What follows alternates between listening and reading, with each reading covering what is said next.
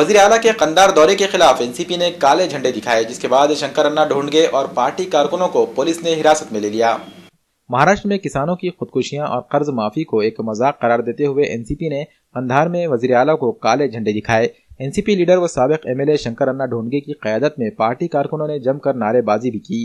शंकर अन्ना का इल्जाम है कि सरकारी इमारतों और प्रोजेक्टों का कई बार इफ्तिताह किया जा रहा है, जो हुकूमत की नाअहली और मजाक का मौजू बन गया है। काले झंडे दिखाने पर शंकर अन्ना और उनके कारकुनों को पुलिस ने हिरासत में ले लिया। आता मी काय म्हणालो, हे तर खरं तर दिशाभूल करणे आहे। नवीन प्रकल्प करून जर ते आले असते तर आम्ही समजू शकलो की राज्याच्या प्रमुखाला शोभणारी बाब नाही। झालेल्या प्रकल्पाचं उद्घाटन पुन्हा करणे ही राज्याच्या प्रमुखाला शोभणारी बाब नाही। ठीक आहे, आमदार बेशरम आहे त्याचं जाऊ द्या, पण मुख्यमंत्र्याला शोभत नाही। आता ते समाज ठरविल, इथली जनता ठरविल ना, हे त्यांच्या पदाला शोभणार